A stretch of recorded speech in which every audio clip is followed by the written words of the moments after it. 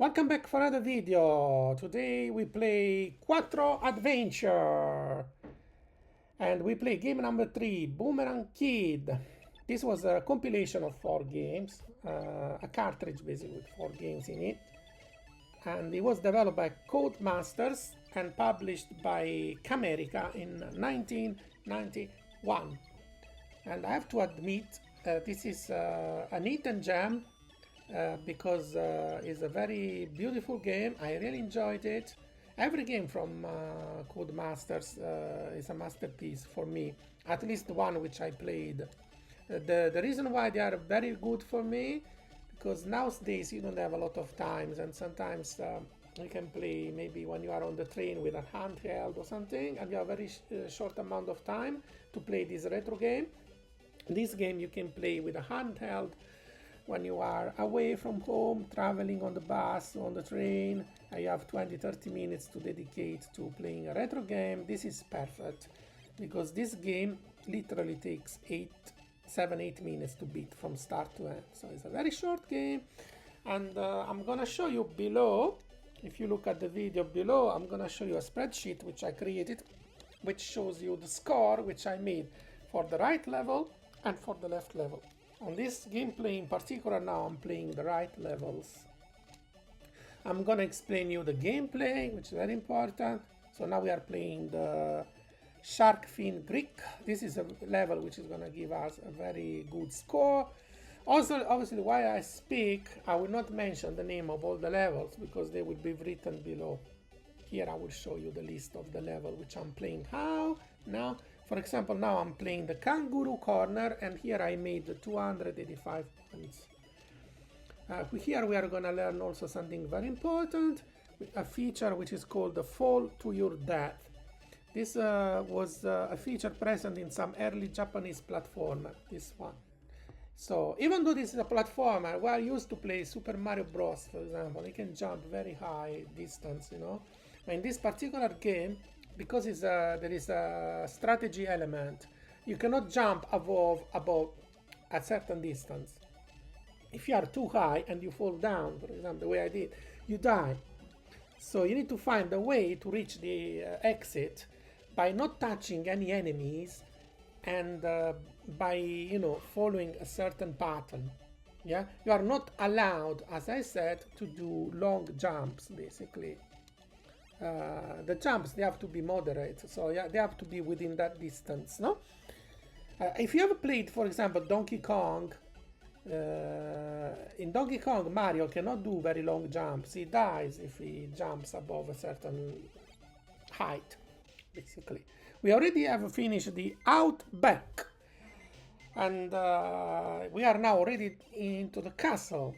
Actually, I didn't talk about this. Who is the protagonist of this game? Is this Boomerang Kid? This Boomerang Kid is an Australian kid which went in camping holiday with his parent, but he was abandoned, and then he was adopted by indigenous people, which helped him to survive this Australian wildlife. As I said, the Outback was all about this wildlife in Australia, no? We saw kangaroo, koala, etc. I'm gonna mention you more about this Australian wildlife when we do again. We are gonna redo the Outback again, so I'm gonna discuss more about this. But the main protagonist, basically, this is Australian kid, which is helping now to recover all this stolen boomerang. That's the idea of the game. When you read at the title, you say Boomerang Kid, oh, I'm gonna shoot some boomerang to the enemies. No, this is a puzzle game. It's very similar to Mohai-kun, a video which I made 3-4 weeks ago, which you have to rescue all the Mohai, and then you have to reach the exit. This is very similar. So you need to basically solve some puzzle. For example, now to go to the exit, we need to press that lever, which will give us now another boomerang on the left, and it will activate the platform there at the bottom so we can reach the exit, like that. Everything is interconnected. sometimes the solving the puzzle becomes almost naturally. Yeah, it's not really complicated. But as you can see, now we have to activate that lever here and that lever there, which will then move that platform on the right.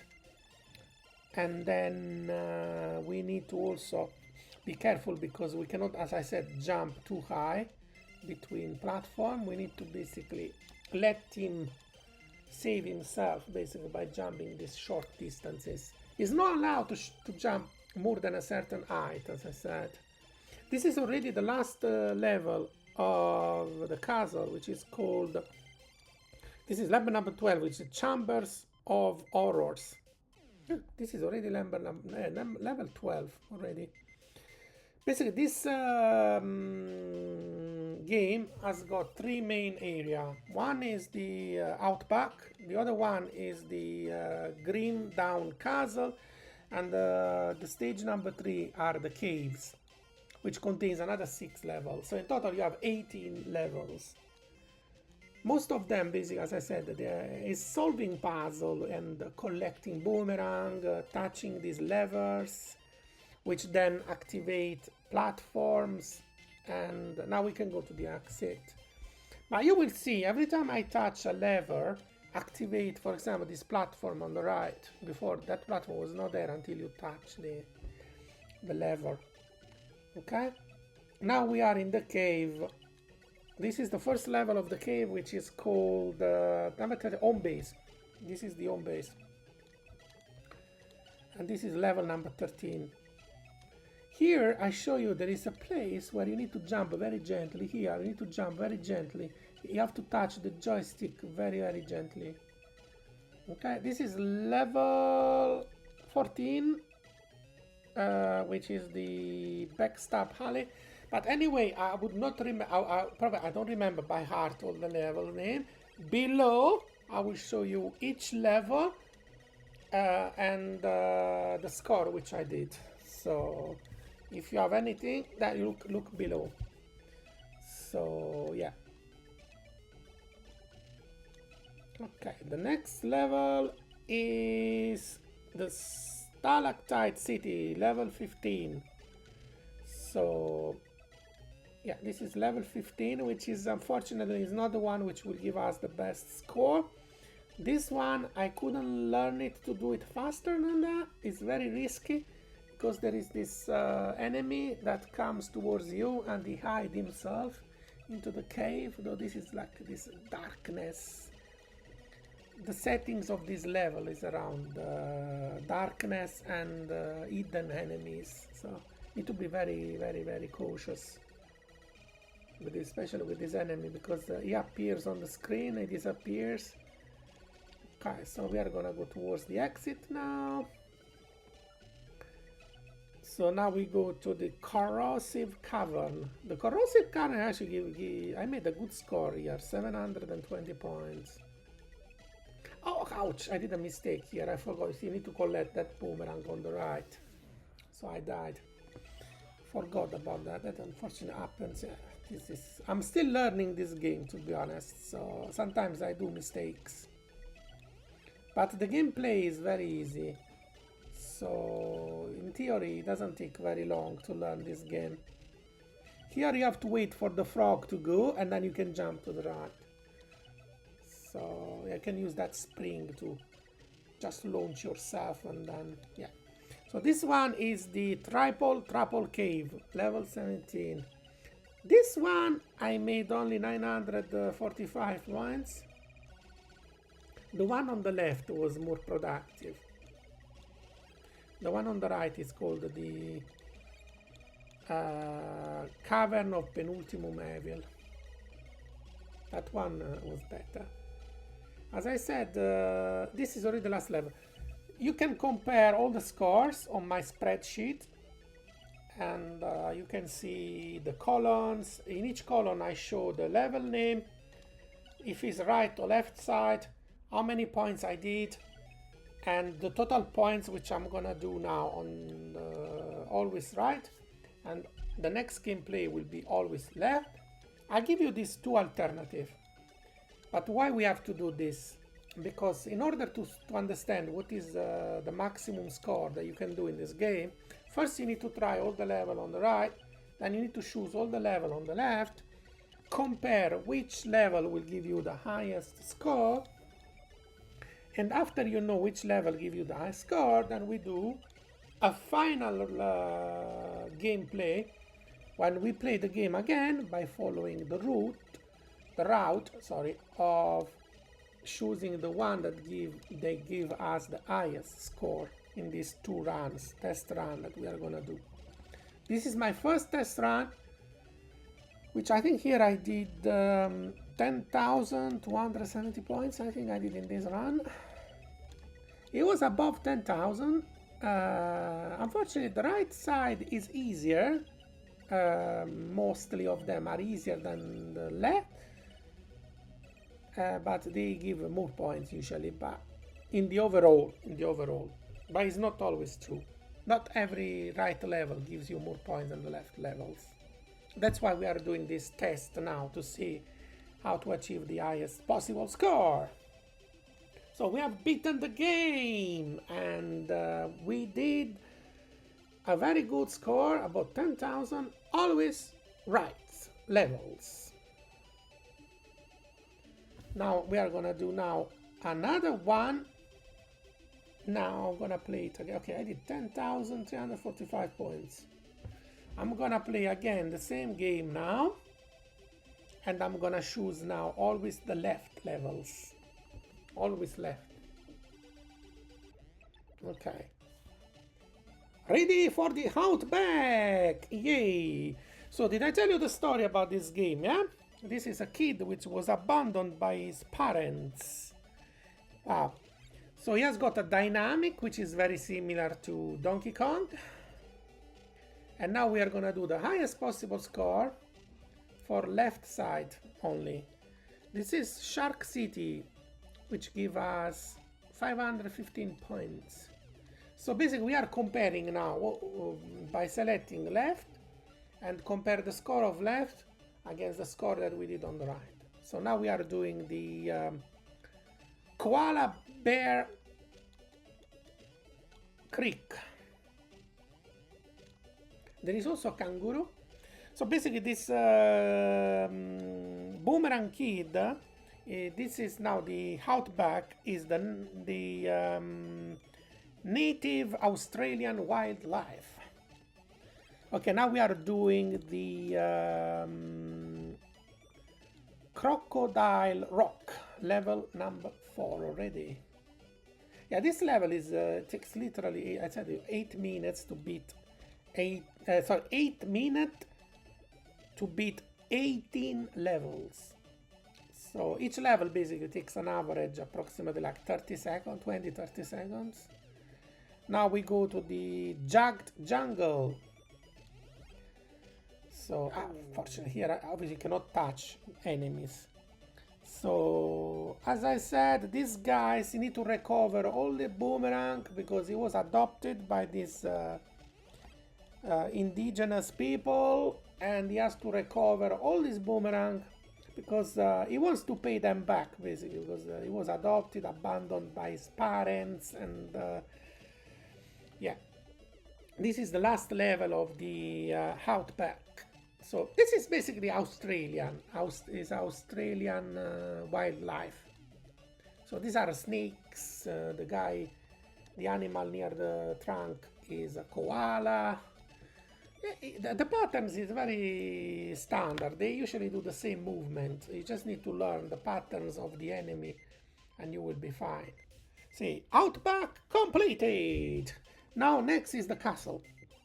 The castle is the starting stage. Obviously we cannot select between left and right. It's always this, the first stage of the castle, which is called the Lord Grimdown Castle. This is the level number 7. Usually I do it in 32 spare seconds. Now this level is level number 8, the Shadowy Mansion. This level is very slow in terms of points, rewards, Usually I do it with 10 spare seconds, so it's not gonna give us a lot of points. Possibly we are gonna get here 230 points, hopefully. Yeah, so it's, yeah. As I said, you need to memorize which levels is gonna give you the highest possible score. So the purpose of my play guide now is to tell you which combination is gonna give you the best score. The secret chamber, level number 9. Level number 9 is also very slow. Here I didn't do much. You can see the score below because while I talk, I cannot read all the scores, but all the scores will be below this. So just below my face. And you can do all your calculation. Let me know if you have tried different combination, if you did an highest score above 11,600 points by doing a combination which is different than mine, then fair enough. My combination is ideal for my gameplay, so the way I play, I know which side gives me most point according to the way I play this game. As I said, the Codemasters, they made a fantastic collection from them. They were very good. One is called the Codemaster Collection 1 compilation, which is been distributed by the Ever Arcade consoles, which contains 17 games. Among these 17 games, there is also Sensible Soccer and Cannon Fodder. It's an amazing collection. Here now, this is the Nightmare Mansion, level number 10. This level is very tricky in the beginning because you need to jump as soon as it starts the level in order to do the highest possible score. But here you can get a very high reward in terms of points. Here I did 990 points. You need to jump very quickly and go to the exit. So the next level should be level number 11. The Lonely Nights. Oh wow, this level is a nightmare. This level should have been called the nightmare level because this level is very difficult to pass. It took me many attempts to learn it. Oh my goodness, this level is hard. It is very hard. I'm probably gonna beat it with 10 spare level. The score is gonna be very low. Maybe 175 points I did here. Yeah, it's very hard because look, you cannot jump straight away because there is this this enemy. You need to wait for him to go away, and it's very hard. This is probably one of the hardest level in the entire game. I really highly recommend it to avoid this level. Instead of this, choose the other one. Okay, this is the last one. This is the Chamber of Horrors. Yeah, so basically don't choose the Lonely Nights. Choose the house that came to life as alternative of level 11. Yeah. So, but everything is extremely very well documented below. I'm gonna show you the pictures of each. I will show you the level name. If it's right or left, I'm gonna show you the score, and I'm gonna show you also the best score, which I did on the right hand side, and then the total. Obviously the total of the best score should be higher of both these two, so we will see. So now we are doing the left levels, so we are going always left. So now we have on the cave, the first level is called Home Base. And this one, you see this guy who disappears. The caves are very dark, basically. And there are these enemies who disappears and then reappears. Okay, we try now the lava pools. The lava pools is actually a very good one. It's gonna give us a very good score if you learn it very well. It's a very good one. So this one will give us 870 points. Now we go to the stepping stones. I love this game. Did I tell you one thing which I like about it You play the right level first. So my advice is learn when you play this game the first time, do the right first. The right levels are easier. No. Then it will probably take you like 3-4 days to learn the right side.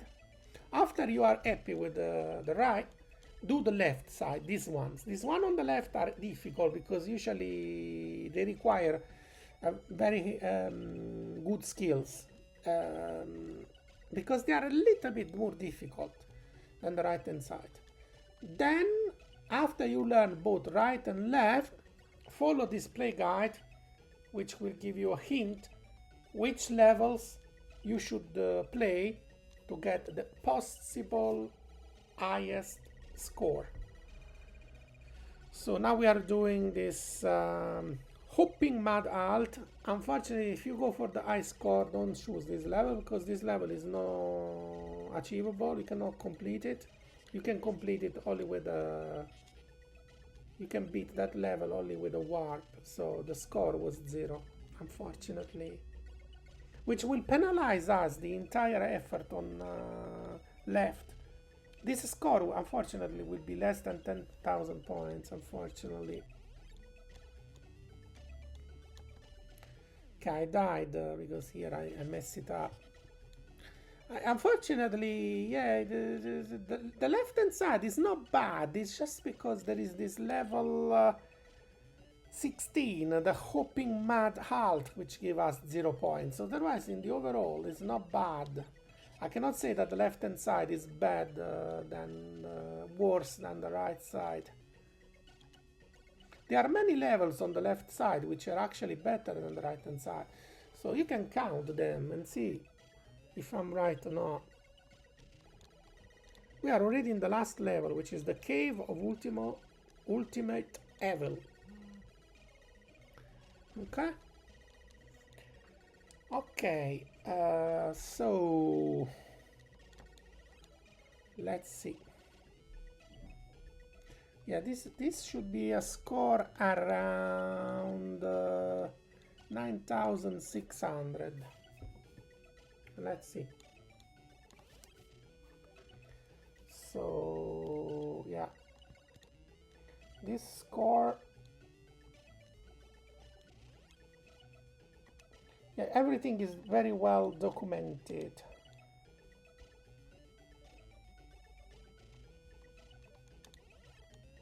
Extremely very well documented.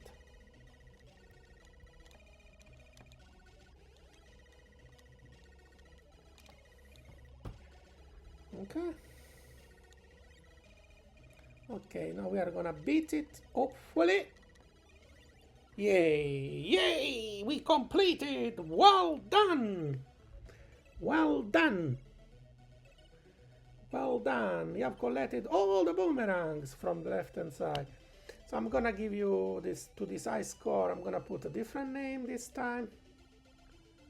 So my name is Pasquale, but unfortunately here you have only 6 characters, so I can write this time Pasqui.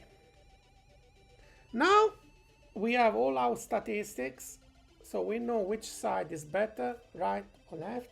We're gonna do a final run where I'm gonna show you how to achieve the possible highest score. Okay? As I said, this game is very good. I really enjoyed it playing it, and you know, I like this part, this puzzle part, because it's not just a platformer, like a scrolling platformer. You have everything is on the single screen, and you have to memorize how to jump between platforms. You need to learn how to avoid enemies. Every enemy has got a different pattern, and each level will give you a different amount of points. Now we choose the Shark City. The Shark City, you can see the shark there. As I said, this is the Australian native wildlife. We are controlling these characters, which is an Australian boy. And this is the Australian, as you can see, koala. The koala, they live in Australia. Look at that crocodile on the right hand side. He's waiting for us. He's waiting for us, but we avoid him. So the next one is right side, the Shark Fin Creek, right level. This level is give us a very good amount of points. The next is left. We need to go left. The Jagged Jungle. This is a very tricky one. You need to be very careful here. Don't touch any enemy. As you can see, I did a very high jump to avoid that koala. To avoid the snake also you need to jump very carefully. You go on the trunk. Fortunately I died. Silly me. You cannot jump more than a certain height. Do you remember? It's part of the fall to your death feature, which was present also in Donkey Kong. Our beautiful friend Mario dies in Donkey Kong when you jump such high. Though I like the dynamic because it's part of the solving the puzzle, right? You need to jump between certain platforms. You are not allowed to jump anywhere on the screen. So it's part of the gameplay, which I really enjoyed it. So the control is very responsive and this game is a pleasure to play. As I said, the Codemaster, they released this Codemaster Collection 1 compilation, which is available in Ever Arcade consoles. As I said, this compilation also contains games like Sensible Soccer, Cannon Fodder, 17 retro games you can play on this cartridge. And there is also Boomerang Kid that you can play on it. These cartridges are compatible with handheld. Okay, this is level number 13 or 13. We already did 13, 12. This should be 2, not 12, 13. Sorry, I'm losing the count of the level because I'm talking. It's so difficult to talk and see the levels. See, I'm getting very tired now. Let's see where we are now. Now we are in which levels? Level 9, Dr. Jekyll Lab. Yeah, so basically this is the third level in the castle, basically. This is the fastest level.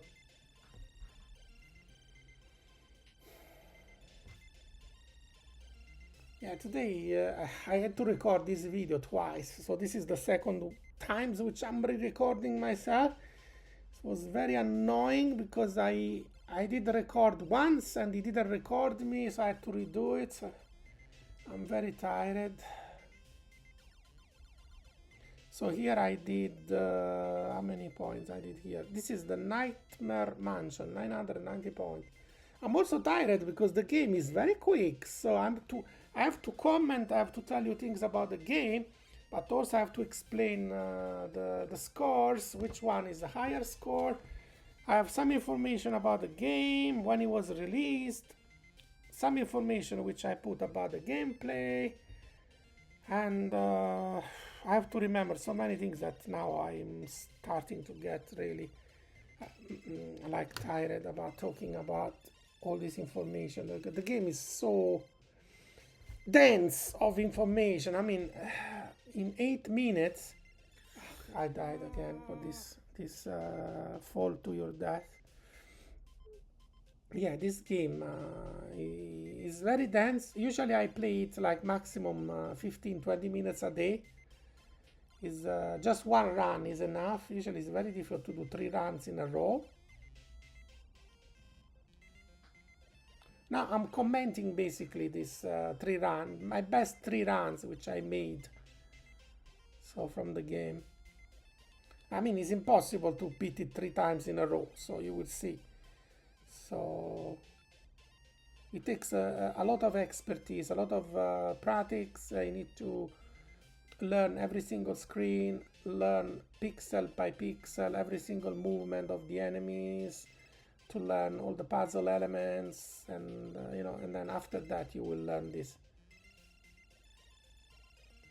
So this is the last of level.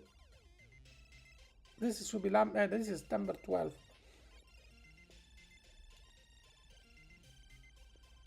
Chamber of Horrors. Yeah, we can go to the exit now. After that, we can go to the caves. Okay, let's see. The caves will be number 13. Home base.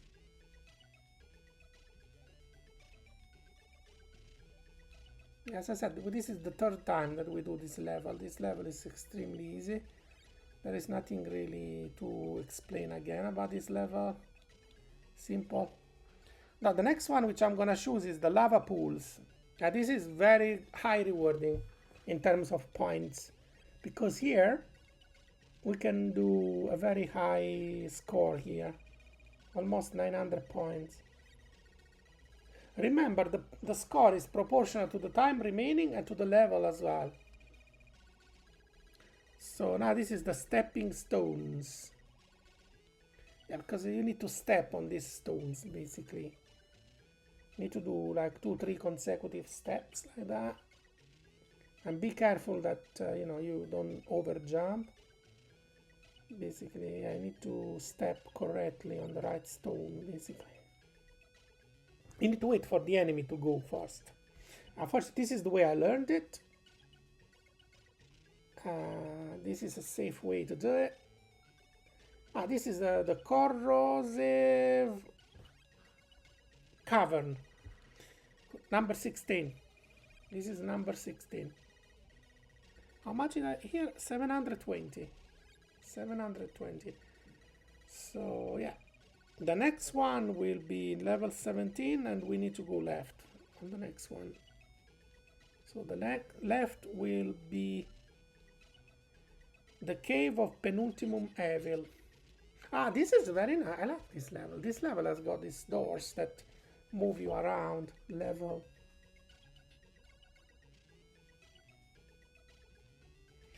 Yeah, as I said, the gameplay is so intense, and you need to play it over and again. I would advise you probably to do a save state at the beginning of every stage. So once you complete the Outback, then you can learn the castle, and then you learn the cave, so you don't need to start from the beginning every time. If you use an emulator like RetroArch, possibly it's very advisable. Otherwise, starting from the beginning would take you ages. This is the way I made this video, to be honest. Otherwise, it would have took me like months to beat 3 levels in a row. So to make a video for learning purposes on this game, I used 3 save states, no more than that, for each try.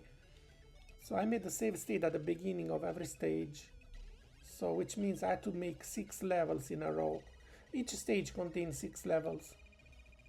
That's why I died. Sometimes I died because obviously every run that I did is not perfect. But as you can see now, I still have 2 lives remaining, and we are almost beating the game for the 3rd time. And this is gonna give us, as I said, the highest possible score. So if you look, I can recap.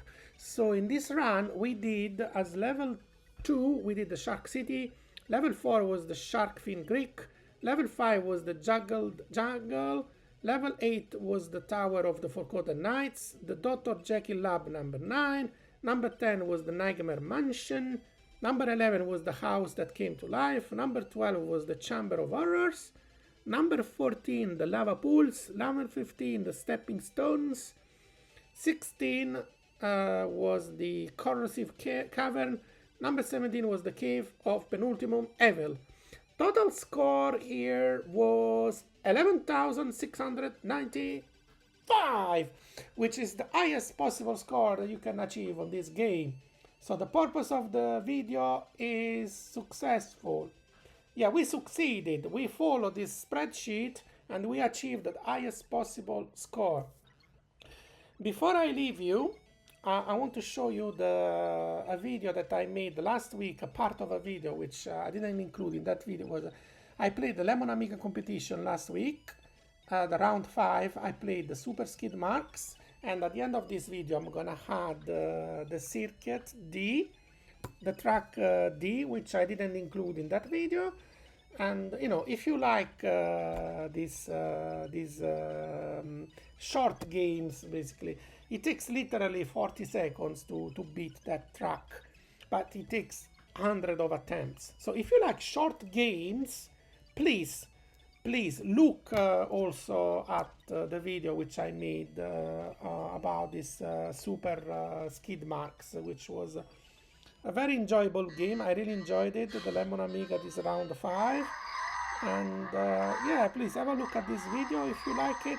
Click on the next video, look the way I did beat the entire game. So I really enjoyed it. I had to try many times, but it's part of the game. Unfortunately, yeah, this game. Shorter games are very hard to beat, it's true, but they are the one which give you the most beautiful reward in terms of satisfaction. You see, they say, yeah, I beat this game. Now I feel very happy. So thank you so much for watching this video, and I will see you on the next one. Thank you, bye bye.